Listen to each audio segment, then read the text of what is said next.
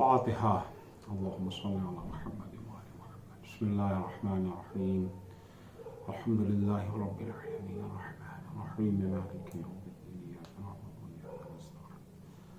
اهدنا الصراط المستقیم صراط الذین انعمت علیہم غیر المغضوب علیہم ولا الضالین. اللہم صلی علی محمد وآل محمد وعجل. لا حول ولا قوة إلا بالله العلي العظيم.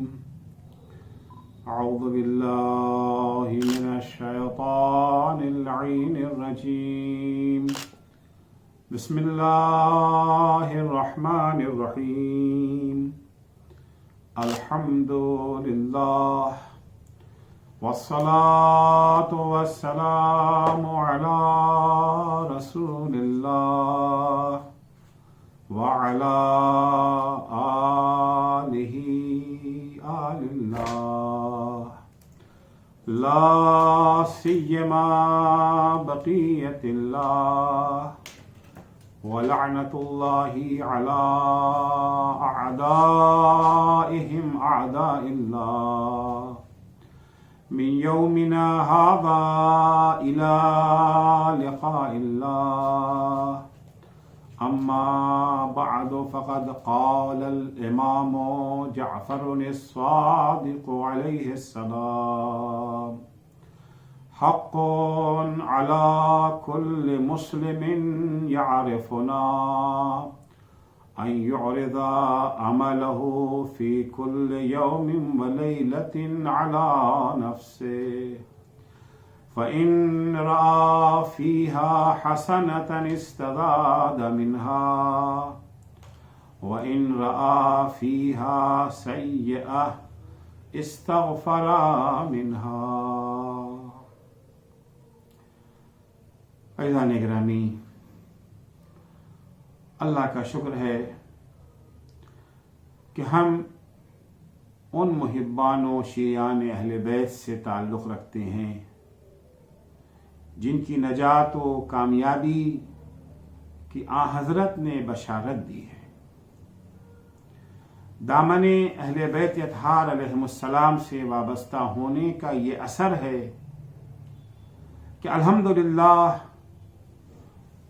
توحید و معاد کے تعلق سے ہمارے عقائد بھی درست ہیں اور اعمال میں بھی ہم گناہوں سے ہمیشہ دور رہتے ہیں اور کارہائے خیر میں بھی بڑھ چڑھ کر حصہ لیتے ہیں.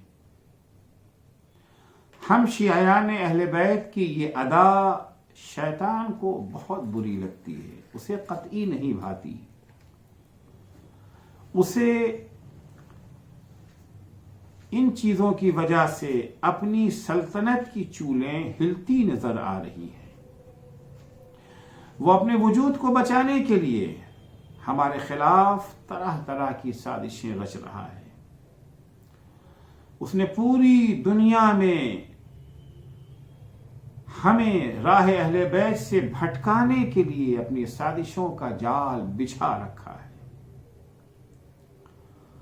امام جعفر صادق علیہ السلام عبداللہ بن جندب کو خطاب کر کے ہمیں اس کے بچھائے ہوئے جال سے ہوشیار بھی کر رہے ہیں اور اس سے بچنے کا راستہ بھی دکھا رہے ہیں. امام عبداللہ ابن جندب جیسے عظیم صحابی کو خطاب کر کے کہتے ہیں: یا ابن جندب، لقد نصب ابلیس حبائلہ فی دار الغرور فما یقصد فیہا الا اولیاءنا. اے عبداللہ ابن جندب، ابلیس نے اس پوری دنیا میں، اس پوری پرفریب دنیا میں اپنے جال بچھا رکھے ہیں اور اس کا نشانہ، اس کا ٹارگٹ ہمارے شیعوں اور ہمارے چاہنے والوں کے سوا کوئی اور نہیں ہے، کیونکہ اسے دوسروں کے لیے جال بچھانے کی ضرورت نہیں ہے. وہ پہلے ہی سے بھٹکے ہوئے ہیں، راہ حق سے منحرف ہیں. بھٹکے ہوئے کو بھٹکانے کی ضرورت نہیں ہوتی ہے. بھٹکانے کی کوشش ان لوگوں کے لیے کرنا ہے جو راہ راست پر گامزن ہیں. اس کے بچھائے ہوئے جال سے محفوظ رکھنے کا جو راستہ، جو طریقہ امام جعفر صادق نے ہمارے لیے بیان فرمایا ہے، وہ ہے محاسبہ نفس. چنانچہ امام فرماتے حق علی کل مسلم یعرفنا،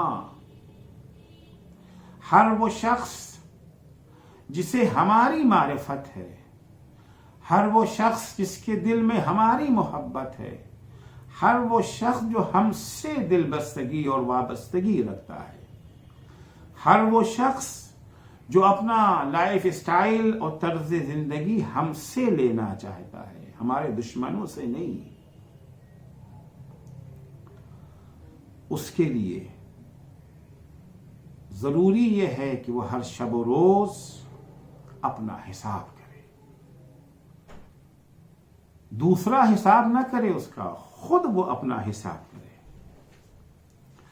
اللہ جل شانہ نے ہم انسانوں کو یہ خصوصیت عطا فرمائی ہے کہ ہم خود اپنی نگرانی کر سکتے ہیں.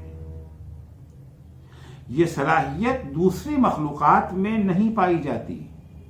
انہیں اپنی نگرانی کے لیے دوسرے نگراں کی ضرورت ہوتی ہے،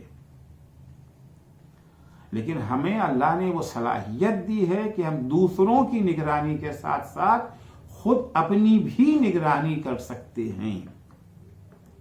دیکھیے، دوسروں کی نگرانی کرنا آسان ہے، لیکن خود اپنی نگرانی کرنا، خود اپنی نگرانی کی صلاحیت رکھنا، یہ بہت بڑی بات ہے. دوسروں کا حساب لینا آسان ہے، لیکن خود اپنا حساب لینے کی صلاحیت کا مالک ہونا، یہ بڑی عظمت کی بات ہے. اور یہ صرف انسان کا امتیاز ہے، انسان کا خاصہ ہے. صرف انسان کے اندر یہ صلاحیت پائی جاتی ہے کہ وہ اپنے آپ کو انعام بھی دے سکتا ہے، اپنی حوصلہ افزائی بھی کر سکتا ہے، اور خود کو سزا دے کر اپنی حوصلہ شکنی بھی کر سکتا ہے. امام جعفر صادق علیہ السلام اسی صلاحیت سے فائدہ اٹھانے کی ہمیں دعوت دے رہے ہیں. محاسبہ نفس اسلامی لائف سٹائل کا ایک اہم جزو ہے. اس کے بغیر اسلامی لائف سٹائل اور اسلامی طرز زندگی کی تشکیل ناممکن ہے. امام صادق علیہ السلام فرماتے ہیں کہ شب و روز اپنا محاسبہ کرو، اپنا حساب کرو، پرکھو اپنے کو، جانچو اپنے کو، دیکھو تمہارے نامہ اعمال میں اچھائیاں کتنی ہیں، برائیاں کتنی ہیں. کس لیے یہ حساب کریں، کس لیے اپنے کو پرکھیں، کس لیے جانچیں. یہ محاسبہ نفس کا مقصد اور فلسفہ کیا ہے؟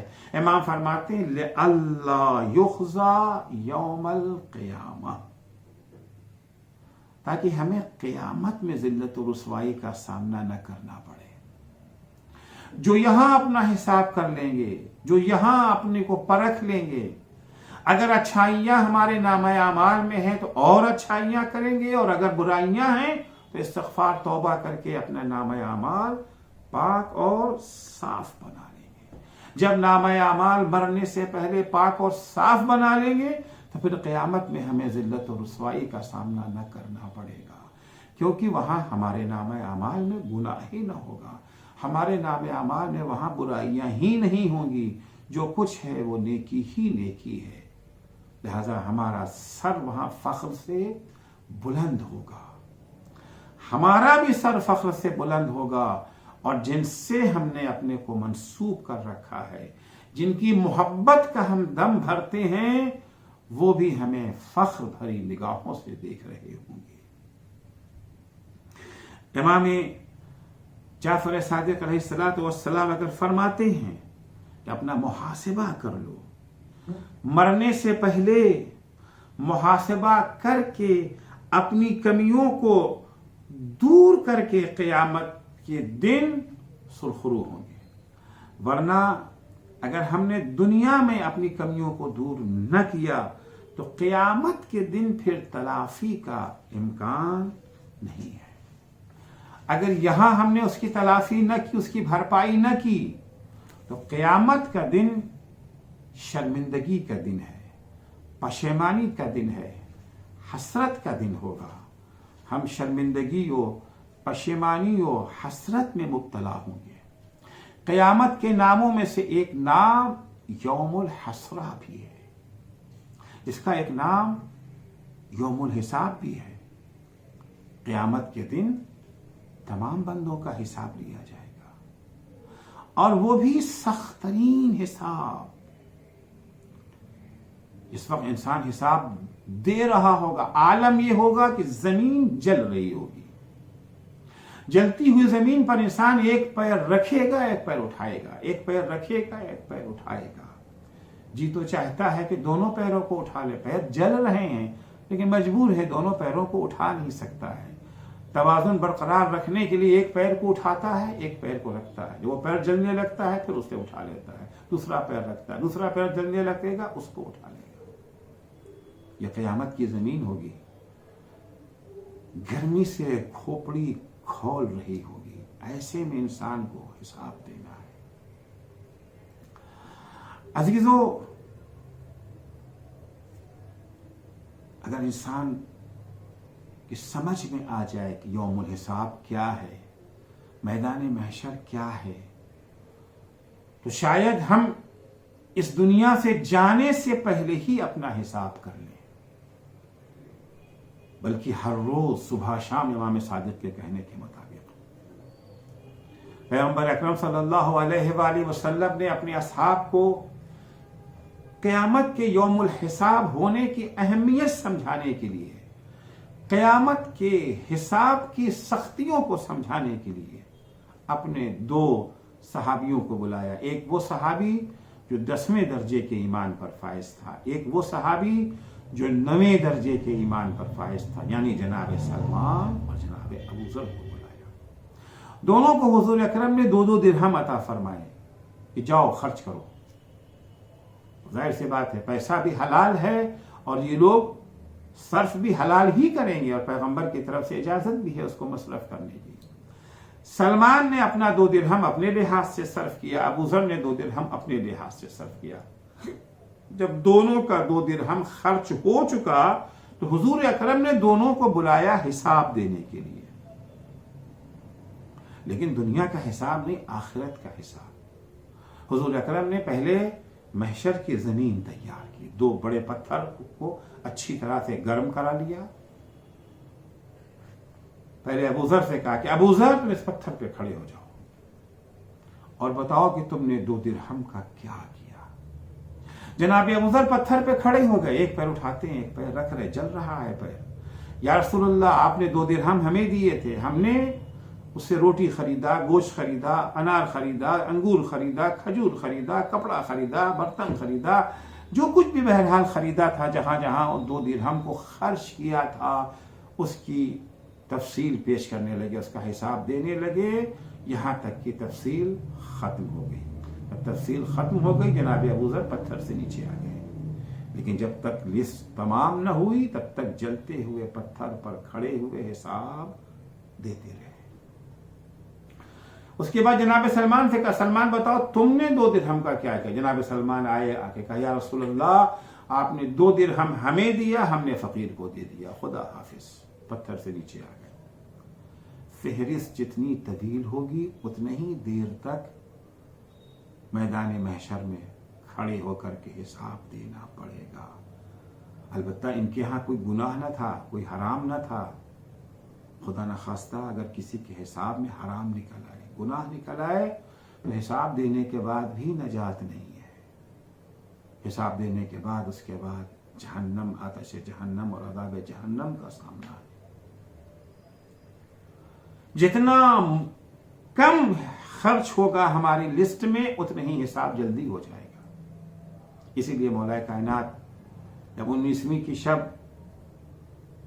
جناب ام کلثوم کے مہمان تھے، جناب ام کلثوم نے دسترخوان پر جو کہ روٹی نمک اور دودھ لا کے رکھ دیا تو مولا نے یہی تو کہا تھا نا کہ بیٹا کیا تم چاہتی ہو کہ تمہارا بابا قیامت کے دن دیر تک حساب دیتا رہے؟ بیٹا تمہارے نانا سے سنا ہے فی حلالہا حساب وفی حرامہا عقاب، دنیا کے حلال میں حساب ہے اور حرام میں عذاب اور عقاب ہے۔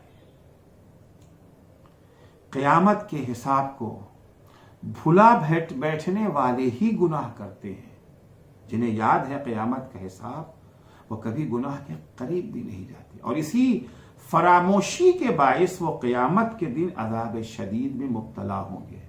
اگر حساب قیامت یاد رہے تو انسان گناہ نہ کرے گا۔ انسان چونکہ قیامت کے حساب کو بھلا بیٹھتا ہے اس لیے گناہ کرتا ہے، اور جب گناہ کرے گا تو یقیناً مبتلا عذاب بھی ہوگا۔ چنانچہ سورہ صاد کی آیت نمبر 26 میں ارشاد ہوتا ہے ان الذین یضلون عن سبیل اللہ لہم عذاب شدید بما نسوا یوم الحساب، بے شک جو لوگ راہ خدا سے بھٹک گئے ہیں، منحرف ہو گئے ہیں، گناہ کی وادیوں میں چلے گئے ہیں، گناہوں میں غرق ہو گئے ہیں، ان کے لیے قیامت کے دن عذاب شدید ہے۔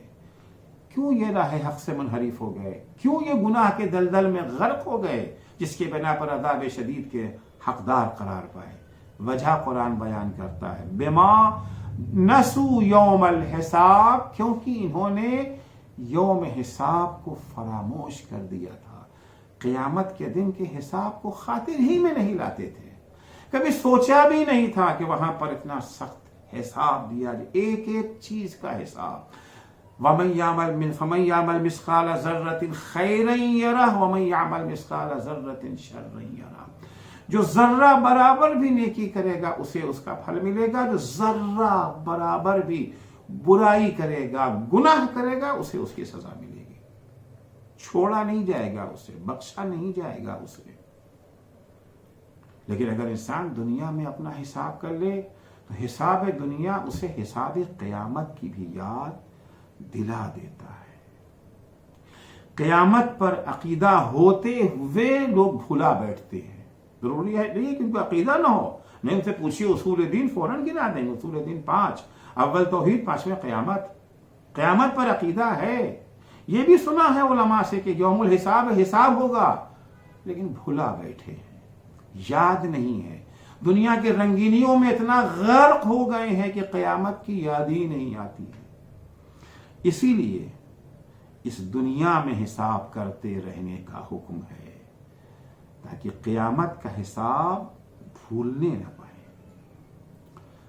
رسول خدا صلی اللہ علیہ وآلہ وسلم فرماتے حاسبوا قبل ان تحاسبوا، اس سے پہلے کہ قیامت کے دن تمہارا حساب کیا جائے اسی دنیا میں تم اپنا حساب کر لو۔ ایسی بات ہے جو لوگ اپنا حساب کرتے رہتے ہیں اور حساب کی خامیوں کو دور کرتے رہتے ہیں، انہیں کبھی اس بات کا خوف نہیں ہوتا کہ کب ان کے ہاں ریڈ پڑ جائے، کب ان کے ہاں چھاپا پڑ جائے، کیونکہ ان کا سارا حساب کتاب مرتب اور منظم ہونے کسی بات کا خوف نہیں رہتا۔ جو لوگ دنیا میں اپنا حساب کرتے رہتے ہیں، اپنے نفس کا محاسبہ کرتے رہتے ہیں، پھر انہیں قیامت کے حساب کا خوف نہیں رہ جاتا۔ قیامت کے دن وہ انشاءاللہ سرخرو ہوں گے۔ علماء اخلاق نے مؤثر محاسبہ، دیکھیے حساب بھی 2 طرح کا ہوتا ہے، ایک مؤثر حساب کتاب، ایک غیر مؤثر حساب کتاب۔ ایسی بات ہے، غیر مؤثر حساب کتاب کا کوئی فائدہ نہیں ہے، وقت کا ضیاع ہے، وقت کی بربادی ہے۔ علماء اخلاق نے مؤثر محاسبے کا طریقہ سکھاتے ہوئے اسے 4 مرحلوں میں تقسیم کیا ہے۔ محاسبہ اتنا اہم ہے، حساب اتنا اہم ہے تو حساب کا ڈھنگ اور طریقہ اور تہذیب بھی تو آنی چاہیے۔ حساب کی تہذیب کیا ہے، حساب کا طریقہ کیا ہے، وہ کون سے اصول ہیں جنہیں اپنا کر کے اپنے محاسبے کو ہم مؤثر محاسبہ بنا سکتے ہیں۔ 4 مرحلوں میں تقسیم کرتے ہیں۔ پہلا مرحلے کا نام ہے مشارطہ۔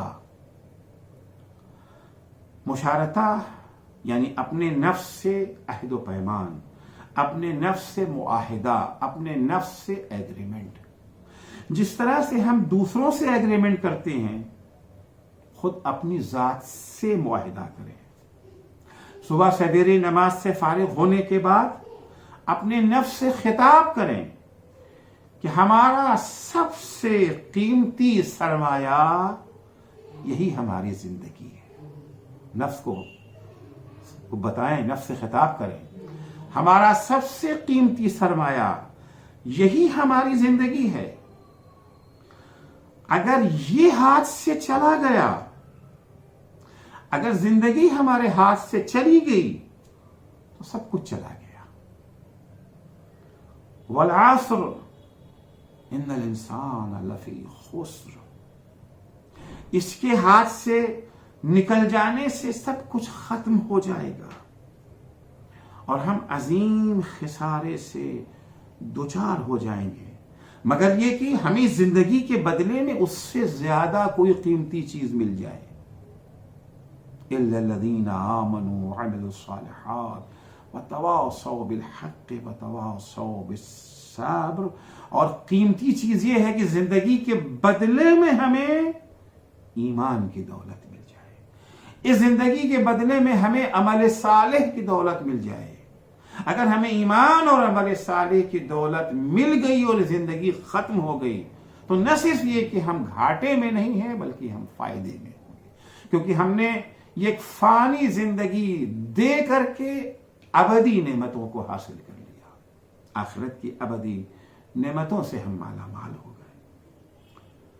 فرض کریں جس وقت نفس کو خطاب کر رہے ہیں، اس وقت فرض کریں کہ ہماری زندگی کا آخری لمحہ آ گیا اور ہمارے اعمال کا انجام ہماری نگاہوں کے سامنے ہے. کل کی مجلس میں نے عرض کیا تھا کہ جب موت کا ہنگام آتا ہے سب کچھ نگاہوں کے سامنے آ جاتا ہے. زندگی کا آخری لمحہ ہے، ملک الموت آ چکے ہیں، اعمال ہماری نگاہوں کے سامنے ہیں، سارے پردے ہٹ چکے ہیں اور ہم خدا سے فریاد کر رہے ہیں، رب ارجعونی لعلی اعمل صالحا فیما ترکت. خدایا ہمیں پلٹا دے، تھوڑی سی مہلت اور دے دے، تھوڑی سی زندگی اور دے دے، تاکہ جو اعمال صالحہ ہم نے نہیں انجام دیے ہیں انہیں ہم بجا لائیں. اور فرض کیجئے کہ یہاں پر پروردگار نے کلا کا جواب نہیں دیا، یعنی یہ نہیں کہا کہ نہیں اب کوئی مہلت نہ ملے گی، بلکہ اس کے برعکس ہمیں اللہ نے مہلت دے دی. اور اس وقت جو ہم زندگی بسر کر رہے ہیں یہ وہی ملی ہوئی مہلت ہے جو ہم نے اللہ سے مہلت مانگی ہے اعمال صالحہ کو بجا لانے کے لیے. اللہ نے ہمیں یہ مہلت دے دی، ہمیں پلٹا دیا تاکہ ہم اس کی تلافی کر سکیں. اپنے آپ نفس سے خطاب کریں کہ اے نفس بتا کہ گزشتہ کوتاہیوں کی تلافی کے لیے تو کیا کرنا چاہتا ہے، کتنے نیک کام بجا لاؤ گے، آج کتنے گناہوں سے بچو گے، وہ عمل کیا ہے، وہ تعداد کیا ہے. عمل کو بھی معین کرے، تعداد اور مقدار کو بھی معین کرے. آج تلافی کرنا ہے نا، آج اتنے گناہوں سے بچیں گے، اتنے اچھے کام انجام دیں گے. نفس سے ایک ایگریمنٹ، ایک معاہدہ کر لیا. یہ پہلا مرحلہ جب انجام پا گیا تو دوسرے مرحلے کا نام، دوسرا مرحلہ یہاں سے شروع ہوتا ہے. دوسرے مرحلے کا نام ہے مراقبہ، یعنی نگرانی، دیکھ ریکھ. جس طرح سے جب ہم کسی سے ایگریمنٹ کرتے ہیں تو ایگریمنٹ کرنے کے بعد اسے یوں ہی چھوڑ نہیں دیتے بلکہ ہم اس کی نگرانی کرتے رہتے ہیں کہ وہ معاہدے کے مطابق کام کر رہا ہے یا نہیں، تاکہ اگر معاہدے کی خلاف ورزی ہو رہی ہے تو پہلے ہی مرحلے میں اس کی اصلاح ہو جائے. جیسے خلاف ورزیوں میں، کیونکہ اگر ہم نے پہلے مرحلے میں نہ روکا تو جیسے جیسے خلاف ورزیوں میں اضافہ ہوتا جائے گا ویسے اصلاح کا عمل مشکل سے مشکل تر ہوتا جائے گا. امام جعفر صادق علیہ السلام سے ہی روایت ہے کہ من رعا قلبه عن الغفلة ونفسه عن الشهوة وعقله عن الجهل فقد دخل في دیوان المتنبہین. جو شخص اپنے دل کی نگرانی کرتا رہے، اس کی دیکھ ریکھ کرتا رہے تاکہ دل غفلت میں مبتلا نہ ہونے پائے، اپنے نفس کی نگرانی کرتا رہے تاکہ نفس شہوت میں غرق نہ ہونے پائے، اپنی عقل کی نگرانی کرتا رہے کہ عقل جہالت سے مخلوط نہ ہو جائے. فقط دخل فی دیوان المتنبہین، تو ایسے انسان کا نام متنبہین اور ہوشیار رہنے والوں کے رجسٹر میں لکھ دیا جائے گا. پھر انسان غفلت کا شکار نہیں ہو سکتا ہے، پھر یہ انسان گناہوں کا شکار نہیں ہوگا. ومن رعى عمله عن الهوى،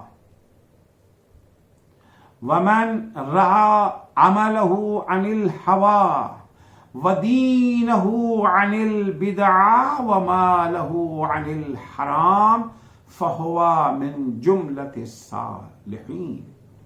اور جو شخص دھیان رکھتا ہے، توجہ رکھتا ہے، نگرانی کرتا ہے اپنے عمل کی کہ یہ عمل خواہشات نفس کا غلام نہ بننے پائے، نگرانی کرتا رہتا ہے، دیکھ ریکھ کرتا رہتا ہے کہ اس کا دین بدعتوں سے مخلوط نہ ہونے پائے، اس کے دین میں بدعتوں کی آمیزش نہ ہونے پائے. بدعت کسے کہتے ہیں؟ بعض لوگ کہتے ہیں ہر نئے کام کا نام بدعت ہے. نہیں، ہر نئے کام کا نام بدعت نہیں ہے. بعض کہتے ہیں جو کام پیغمبر کے زمانے میں یا ائمہ کے زمانے میں انجام نہیں پایا وہ بدعت ہے. نہیں، ایسا بھی نہیں ہے. بدعت کی تعریف ہے کہ ادخال فی الدین ما لیس فی الدین واخراج عن الدین ما فی الدین. جو چیز دین میں نہیں ہے اسے دین کا حصہ بنا دینا. پیغمبر اکرم نے فلاں چیز کو واجب نہیں قرار دیا، ہم اسے واجب قرار دیتے. جی نہیں، یہ دین میں واجب ہے. پیغمبر نے اسے مستحب نہیں قرار دیا، ہم اسے مستحب قرار دے دیں. یا پیغمبر نے مستحب قرار دیا تھا، ہم اسے واجب قرار دے دیں. جو چیز دین نہیں ہے اسے دین بنا دینا. بدعت یعنی دین سازی. یا جو چیز دین میں ہے اسے دین سے نکال دینا، خارج کر دینا، اس کا نام بدعت ہے. حی علی خیر العمل اذان کا حصہ تھا، اسے نکال دیا گیا، یہ بدعت ہے. الصلاۃ خیر من النوم اذان کا حصہ نہیں تھا، اسے اذان میں شامل کر دیا گیا. البتہ خود برادران اہل سنت اس بات کے معترف ہیں کہ الصلاۃ خیر من النوم پیغمبر کے زمانے میں یا حتی پہلے خلیفہ کے زمانے میں اذان کا حصہ نہیں تھا. یہ ہے بدعت. جو چیز دین نہیں ہے اسے دین بنا دینا. نیا کام کرنا بدعت نہیں ہے. پیغمبر کے زمانے میں جو کام انجام نہیں پایا وہ کام انجام دینا بدعت نہیں ہے. ہاں، اسے دین بنا دینا بدعت ہے. کبھی کبھی ہوتا یہ ہے کہ کچھ چیزیں یہ جو ہے ٹریڈیشن کا حصہ ہے، رسم و رواج کا حصہ ہے. اگر ٹریڈیشن کو ٹریڈیشن کے طور پر انجام دیا جائے، رسم و رواج کو رسم و رواج کے طور پر انجام دیا جائے، بشرطے کہ وہ دین کے خلاف نہ ہو، مخالف دین نہ ہو، دین نے اسے ناجائز نہ قرار دیا ہو، کوئی حرج نہیں ہے. ٹریڈیشن کا اسلام مخالف نہیں ہے. ہاں، ٹریڈیشن کو ریلیجن بنا دینا، رسم و رواج کو دین بنا دینا، یہ بدعت ہے. تو بدعت ہر نئے کام کا نام بدعت نہیں ہے. جو پیغمبر کے زمانے میں نہ ہوا اسے بدعت کہتے نہیں. جو چیز دین نہیں ہے اسے دین بنا دینا، جو چیز دین میں ہے اسے دین سے باہر نکال دینا، خارج کر دینا، اسے بدعت کہا جاتا ہے. امام فرماتے ہیں جو شخص خیال رکھتا ہے، دھیان رکھتا ہے، نگرانی کرتا ہے اپنے اعمال کی اور اپنے دین کی، اس کے دین میں بدعت پیدا نہ ہونے پائے. اور جو شخص نگرانی کرتا ہے اپنے مال کے سلسلے میں، اس کے مال میں حرام شامل نہ ہونے پائے، فَهُوَ فِي جُمْلَةِ الصَّالِحِينَ، اس کا شمار صالحین کی فہرست میں ہوگا. تو یہ عمل مراقبے کا عمل ہے. مراقبہ عرض کیا، نگرانی. دیکھ ریکھ رکھنا. اگرچہ ہمارے اعمال اور افکار دونوں کا سب سے بڑا نگراں خود خدا ہے.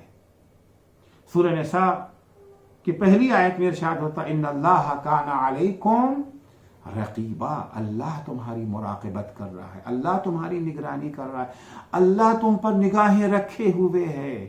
یا سورہ علق کی آیت 14 میں ارشاد ہوتا ہے الم یعلم بان اللہ یرا، کیا انسان یہ نہیں جانتا کہ اللہ اسے دیکھ رہا ہے؟ تو سب سے بڑا نگراں تو اللہ ہے. اس کے علاوہ اللہ نے اپنے فرشتوں کو بھی ہماری نگرانی کے لیے مقرر کیا ہے. سورہ انفطار کی آیت 12 میں ارشاد ہوتا وَإِنَّ عَلَيْكُمْ لَحَافِظِينَ کِرَامًا کاتبین یعلمون ما تفعلون، ہم نے تمہارے اوپر نگرانی کرنے والے فرشتے مقرر کیے ہیں جو تمہاری دیکھ ریکھ کر رہے ہیں، جو تمہاری نگرانی کر رہے ہیں، جو تمہیں واچ کر رہے ہیں. یعلمون ما تفعلون، جو کچھ تم انجام دیتے ہو انہیں سب کی خبر ہے، وہ سب کو لکھتے رہتے ہیں، سب کو ضبط تحریر میں لاتے رہتے ہیں.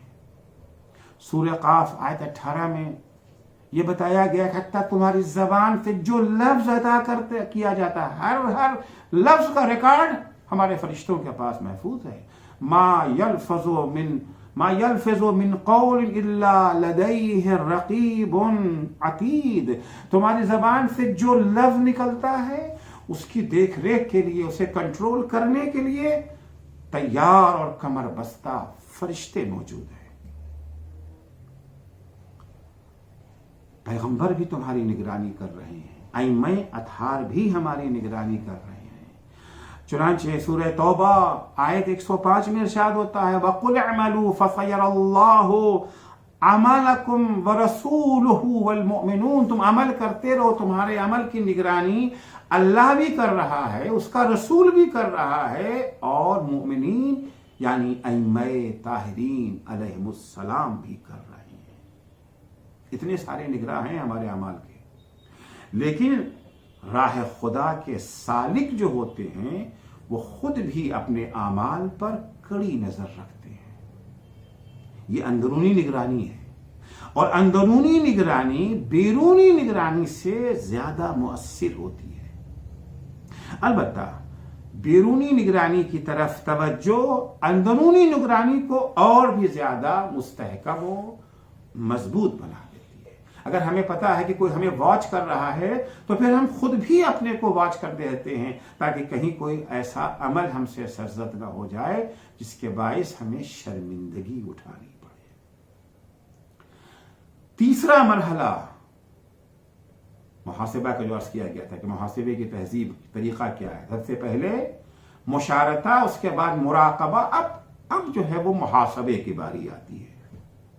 رات میں بستر پر جاتے وقت اپنے دن بھر کی ایکٹیویٹیز کا حساب کریں کہ ہم نے اپنے نفس سے جو معاہدہ کیا تھا اس پر کتنا عمل کیا، کتنی ہم سے کوتاہی ہوئی، کتنی عہد شکنی ہوئی، کتنے معاہدے کے خلاف کام انجام دیے. بالکل اسی طرح سے حساب کتاب کریں جس طرح سے بزنس میں ایک پارٹنر دوسرے پارٹنر سے حساب کرتا ہے، بلکہ اس سے بھی زیادہ سخت. رسول خدا صلی اللہ علیہ وآلہ وسلم فرماتے ہیں لا یکون العبد مؤمنا حتی یحاسب نفسه اشد من محاسبت الشریک محاسبت الشریک شریکہ والسید عبدہ. مومن اس وقت تک مومن ہو ہی نہیں سکتا، بندہ اس وقت تک مومن بن ہی نہیں سکتا جب تک وہ اپنے نفس سے حساب نہ لے، وہ بھی شدید ترین حساب. جتنی شدت کے ساتھ ایک شریک اپنے شریک سے حساب لیتا ہے، جتنی شدت کے ساتھ آقا اپنے غلام سے حساب لیتا ہے، اس سے زیادہ شدت سے انسان اپنے نفس سے حساب لے کے بتا تو نے آج کیا کیا. جب تک بندہ اس طرح سے اپنا حساب نہیں کرتا اس بندے کو اپنے کو مومن کہنے کا حق نہیں ہے. محاسبے کا فائدہ یہ ہوتا ہے کہ انسان خطاؤں کا انبار لگنے سے بچ جاتا ہے. لغزش و انحراف کے پہلے ہی قدم پر خود کو سنبھال لینا آسان ہے، لیکن جب گناہوں کا انبار لگ جاتا ہے تو سنبھلنا مشکل بلکہ بعض اوقات محال ہو جاتا ہے۔ اعمال میں انحراف کے نتیجے میں عقائد میں بھی انحراف پیدا ہو جاتا ہے۔ غلط فہمی ہے کہ ہمارے عقائد اگر اچھے ہیں تو اعمال چاہے جیسے ہوں۔ نہیں، یہ دونوں دوسرے پر اثر انداز ہوتے ہیں۔ عقائد اعمال پہ اثر انداز ہوتے ہیں، اعمال عقائد پہ اثر انداز ہوتے ہیں۔ اعمال عقائد کے استحکام کا بھی سبب بنتے ہیں اور عقائد کے انحراف کا بھی سبب بنتے ہیں۔ سورہ روم آیت 10 میں ارشاد ہوتا ہے ثم کان عاقبۃ الذین اساءوا السوء ان کذبوا بآیات اللہ وکانوا بها یستہزئون۔ جو لوگ گناہوں پہ گناہ کرتے رہتے ہیں، کچھ تو وہ ہے گناہ کے بعد توبہ کر لیا، استغفار کر لیا، اگر نام اعمال میں برائی نظر آئی فوراً استغفار کر لیا۔ البتہ استغفار کو طریقہ جو کل عرض کر چکا ہوں، فوراً استغفار کر لیا۔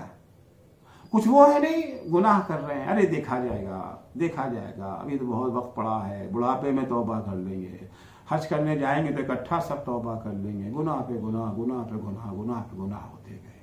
ان کا انجام معلوم ہے کیا ہوتا ہے؟ جب یہ انبار لگ جاتا ہے گناہوں کا، ثم کان عاقبۃ الذین اساءوا السوء ان کذبوا بآیات اللہ، جو لوگ گناہ پر گناہ کرتے رہتے ہیں ان کا انجام یہ ہوتا ہے کہ وہ اللہ کی نشانیوں کا انکار کرنے لگتے ہیں۔ وَكَانُوا بِهَا يَسْتَهْزِئُونَ، اور اس کا مذاق اڑانے لگتے ہیں۔ خدا کا مذاق اڑاتے ہیں، نبوت کا مذاق اڑاتے ہیں، قیامت کا مذاق اڑاتے ہیں، ائمہ اطہار علیہم السلام کا مذاق اڑاتے ہیں۔ کیا صدیقہ طاہرہ اللہ کی نشانی نہیں ہے؟ کیا امیر المومنین اللہ کی نشانی نہیں ہے؟ وہ انہی کا مذاق اڑانے لگتے ہیں، ان کا انکار کر۔ کیوں؟ پہلے تو عقیدہ تھا، اب کیا ہو گیا؟ گناہوں کا نتیجہ ہے، یہ گناہوں کا اثر ہے۔ عرض کیا کہ گناہوں کا انبار لگ جاتا ہے تو عقائد میں بھی انحراف پیدا ہونے لگتا ہے۔ امام جعفر صادق علیہ السلام کی حدیث اسی سلسلے میں فرماتے ہیں کہ اذا اذنب الرجل خرج فی قلبہ نقطۃ سوداء، جب کوئی بندہ، کوئی انسان کوئی گناہ کرتا ہے تو گناہ کا اثر یہ ہوتا ہے اس کے دل میں کالا ڈاٹ، کالا نقطہ پیدا ہو جاتا ہے۔ آپ کو پتا ہے کہ دل آئینہ ہے حقائق الہی کے مشاہدے کے لیے۔ جب انسان گناہ کرتا ہے تو دل میں کالا نقطہ، سیاہ دھبا پیدا ہو جاتا ہے۔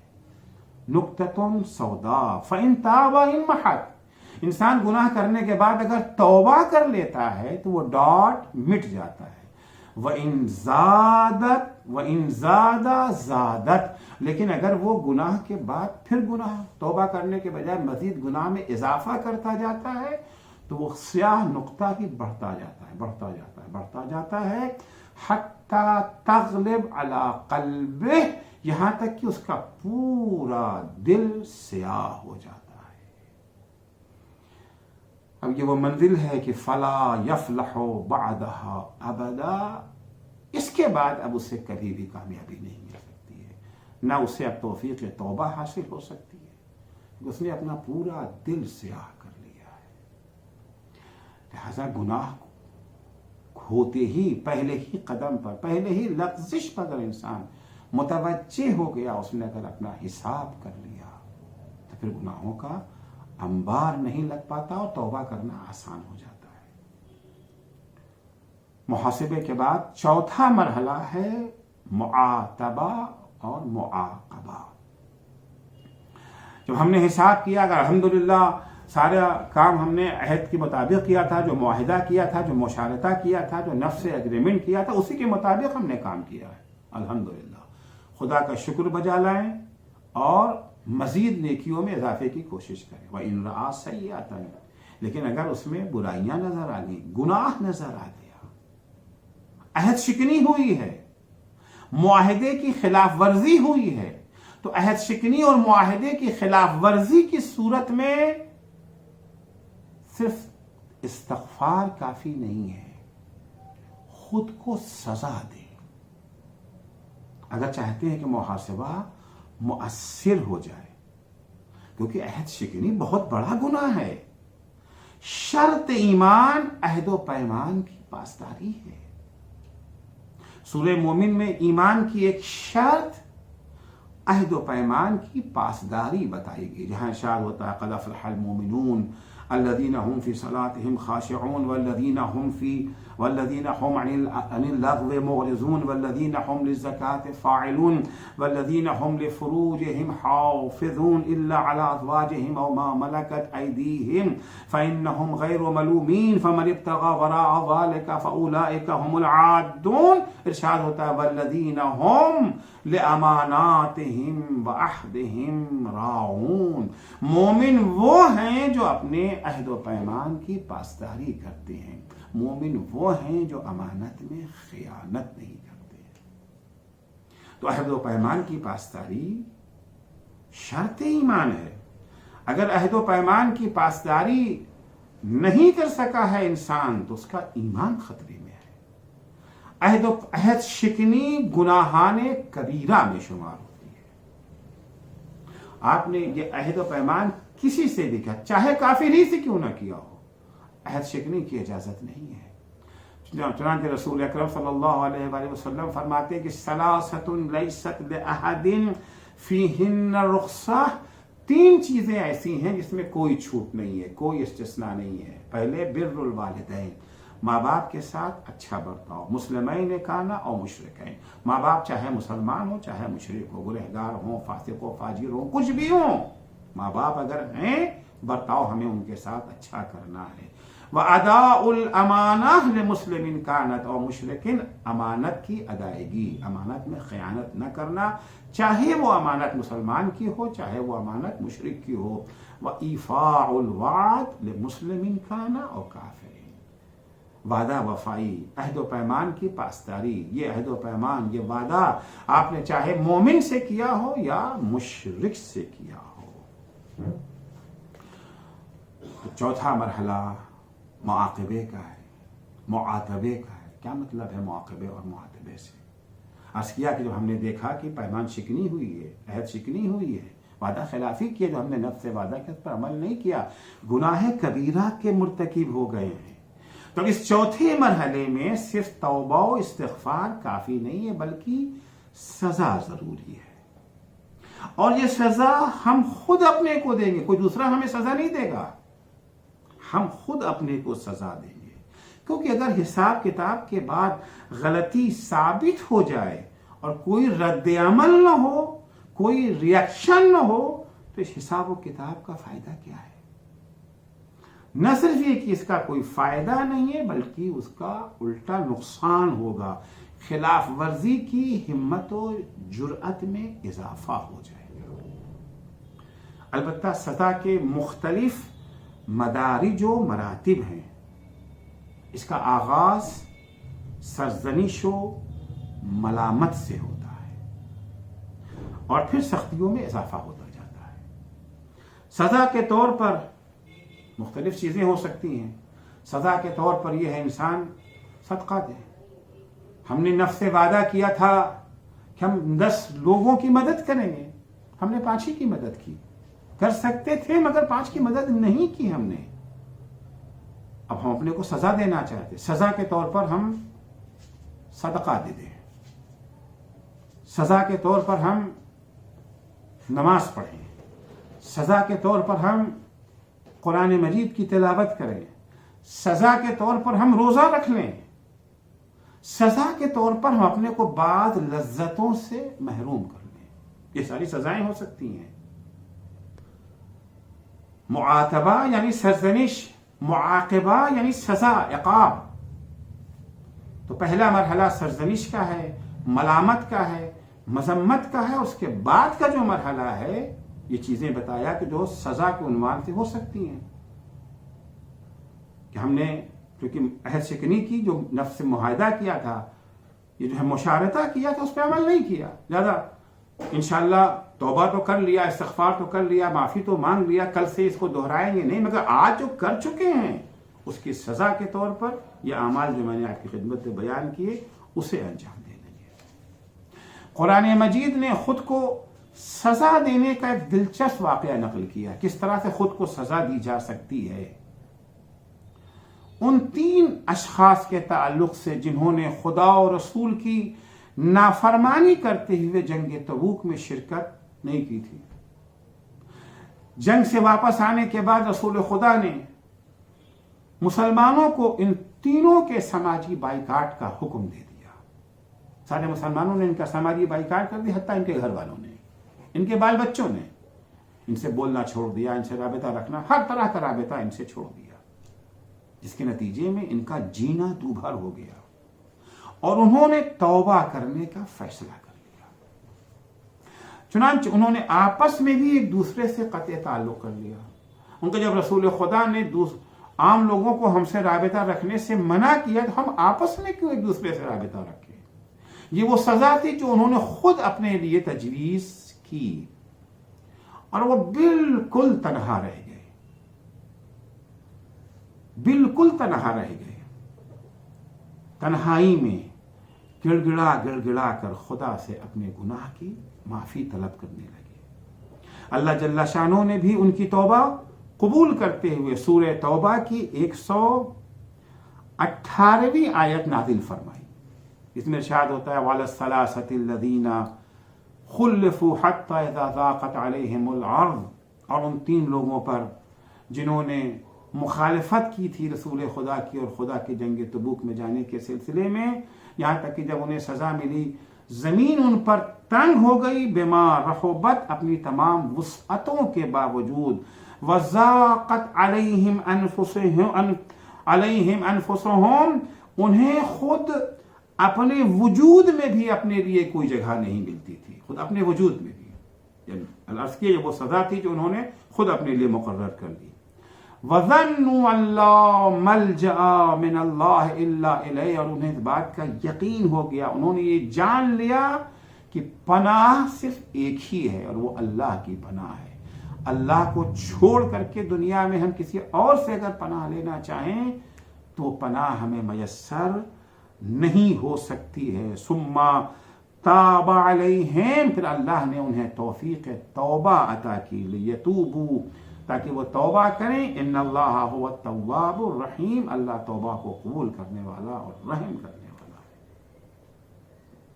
خود اپنے آپ کو سزا دینے کے سلسلے میں امیر المؤمنین حضرت علی بن ابی طالب علیہ السلام فرماتے ہیں ان استصعب علیہ نفسہ فیما تکرہ لم یعطها سؤلها فیما یحبہ، جب کبھی نفس اس اطاعت کے سلسلے میں سرکشی دکھائے جو اسے پسند نہیں ہے اور گناہ کی طرف قدم بڑھائے تو جو چیز اسے پسند ہے اس سے اسے محروم کر دو۔ کون محروم کرے گا؟ ہم خود، بس ہم خود اپنے کو سزا دے رہے ہیں۔ خود کو سزا دینے سے متعلق علماء و مراجع کے بہت سارے واقعات نقل کیے جاتے ہیں۔ عظیم الشان مرجع تقلید حضرت آیت اللہ برجردی کے سلسلے میں یہ واقعات ملتے ہیں کہ آیت اللہ برجردی درس دیتے وقت جب کبھی اپنے کسی شاگرد پر غصہ ہو کر کے اسے ڈانٹ دیا کرتے تھے، آقا برجردی فوراً اس سے معافی مانگتے تھے اور خود کو سزا دینے کے سلسلے کیوں کسی کو ڈانٹا دوسرے دن روزہ رکھتے تھے۔ نظر کر کیا تھا انہوں نے، اگر ہم نے کسی کو ڈانٹ دیا ہم دوسرے دن روزہ رکھیں گے اگر غصے میں ہم بے قابو ہو گئے۔ تو یہ خود کو سزا دینے کا ایک نمونہ تھا۔ عزیزو، شیطان کی بچھائے ہوئے جال سے محفوظ رکھنے کے لیے امام جعفر صادق علیہ السلام نے جو نسخہ کیمیا پیش کیا ہے اور جو لائف سٹائل ہمیں سکھایا ہے اس کا بنیادی حصہ یہی محاسبہ ہے۔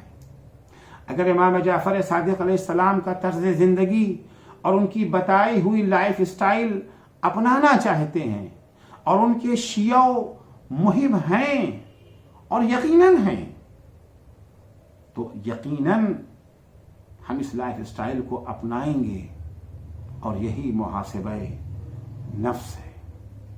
پھر بڑی سے بڑی شیطانی طاقت بھی ہمیں محبت و عشق اہل بیت کی دولت سے محروم نہیں کر سکتی ہے، اور ہمیں قیامت کے دن کامیاب و سرخرو ہونے سے نہیں روک سکتی ہے۔ امام جعفر صادق علیہ السلام ہوں یا دیگر ائمہ، سب کی زندگی کا مرکز و محور منشائے معبود کی پابندی ہے، صرف عمل کے مرحلے میں نہیں بلکہ پسند و ناپسند اور خواہش و چاہت کے مرحلے میں بھی یہ سب کے سب مشیت الہی کے پابند رہے تھے۔ وہ خدا کی پسند کے خلاف کچھ چاہتے بھی نہیں تھے۔ خدا کی عملاً خدا کی مخالفت کرنا تو بہت دور کی بات ہے، چنانچہ خود پروردگار ان کے اس ذہنی مرحلے کی اطاعت کی گواہی ان لفظوں میں دیتا ہے، وَمَا تَشَاءُونَ إِلَّا أَن يَشَاءَ اللَّهُ، اہل بیت تم تو بس وہی چاہتے ہو جو اللہ چاہتا ہے، یعنی چاہت کے مرحلے میں بھی یہ اللہ کی چاہت کے پابند ہے۔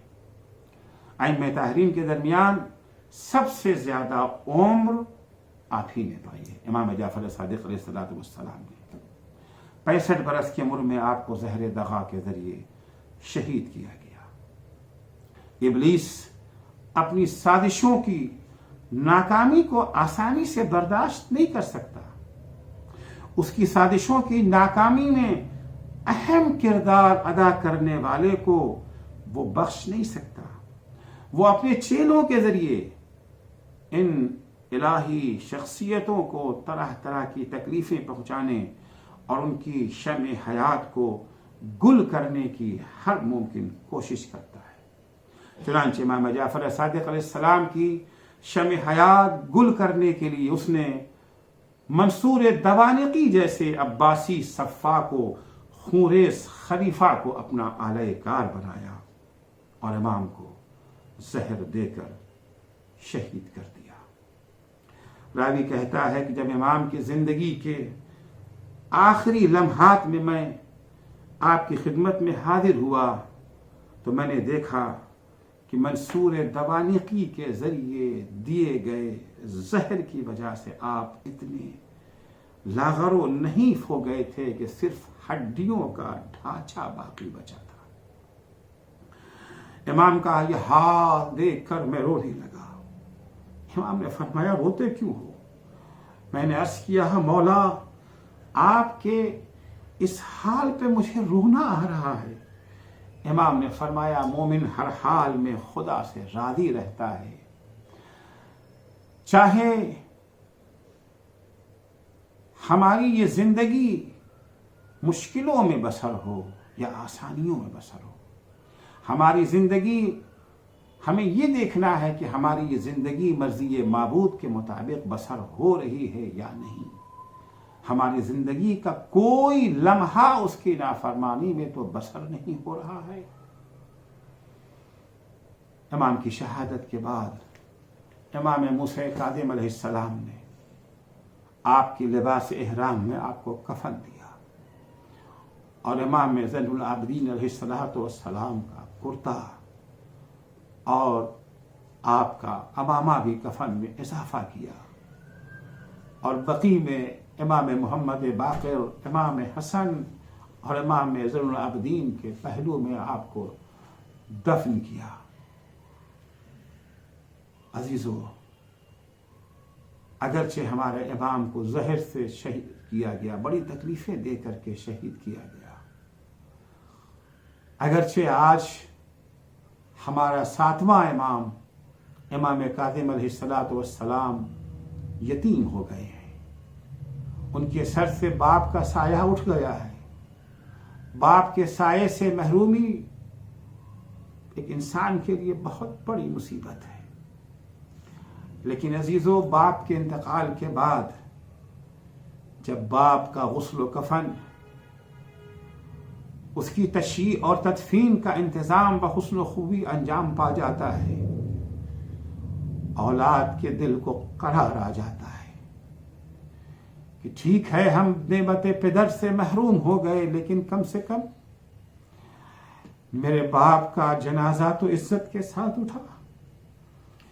عزیزو لیکن اگر کوئی ایسا بیٹا ہو جس کی نگاہوں کے سامنے اس کے باپ کا جنازہ بے غسل و کفن پڑا ہوا ہو، کفن اور دفن کے بجائے اس کی لاش کو گھوڑے کی ٹاپوں سے پامال کر دیا گیا ہو، تو اس بیٹے پر کیا گزر رہی ہوگی؟ عزیز و مقاتل میں ہے کہ جب 11 محرم کو اہل بیت اطہار کو اسیر کر کے کوفہ لے جایا جا رہا تھا، تو انہیں اس راستے سے گزارا گیا جہاں شہداء کے بے گور و کفن لاشیں پڑے ہوئے تھے۔ جیسے ہی بیویوں کی نظر بے گور و کفن لاشوں پہ پڑی، انہوں نے اپنے کو اونٹ سے زمین پر گرا دیا۔ ہر بیوی اپنے اپنے وارث کے جنازے سے لپٹی ہوئی بہن کر رہی تھی۔ ارے حسین کی بہن زینب اپنے ماجائے کے جنازے پر جب آئی ہے، عالم یہ تھا کہ زینب اپنے بھیا کے جنازے کو پہچان نہ سکی۔ ایک دفعہ خطاب کر کے کہتی انتا ابن امی، کیا تو ہی میرا ماجایا ہے؟ جناب زینب امام حسین کے جنازے سے لپٹی ہوئی بیان کر رہی تھی کہ اچانک آپ کی نظر امام زین العابدین پر پڑ گئی۔ امام زین العابدین کے ہاتھ بندھے ہوئے تھے، ہاتھوں میں ہتکڑی تھی، پیروں میں بیڑیا تھی، گلے میں خاردار توق۔ جناب زینب نے دیکھا کہ سجاد کا عجب عالم ہے، قریب ہے کہ روح بدن سے پرواز کر جائے۔ بھائی کے جنازے کو چھوڑ کے بیمار بھتیجے کے پاس ہے، یہ بیٹا سجاد، ارے اپنے کو سنبھالو، یہ میں کیا دیکھ رہی ہوں؟ جناب امام زین العابدین فرماتے پھوپھی اماں، ارے وہ بیٹا اپنے کو کیسے سنبھالے؟ پھوپھی اماں آپ دیکھ نہیں رہی ہے، نجس لاشیں تو دفن ہو گئے ہیں، لیکن میرے بابا کا طیب و طاہر جنازہ بے گور و کفن پڑا ہے۔ ارے میرے ہاتھوں میں ہتکڑیاں ہیں، میرے پیروں میں بیڑیاں ہیں، میں مجبور اپنے بابا کو دفن نہیں کر سکتا۔ جناب زینب دلاسا دیتی ہیں، اے بیٹا غم نہ کرو، تمہارے بابا کو قبر بھی ملے گی، تمہارے بابا کا روزہ بھی بنے گا، اور ساری دنیا سے بابا کے چاہنے والے زائر بابا کی زیارت کو آتے رہیں گے۔ الا لعنت اللہ علی قوم الظالمین وسیعلم الذین ظلموا ای منقلب ینقلبون۔ بار الہ تجھے واسطہ ہے محمد و آل محمد علیہ السلام کا، ہماری اس مختصر سی عبادت کو قبول فرما۔ معبود صدقے میں اہل بیت اطہار علیہ السلام کے ہمیں توفیق عنایت فرما کہ ہم اپنے ائمہ کی سرخروئی کا سبب بن سکیں۔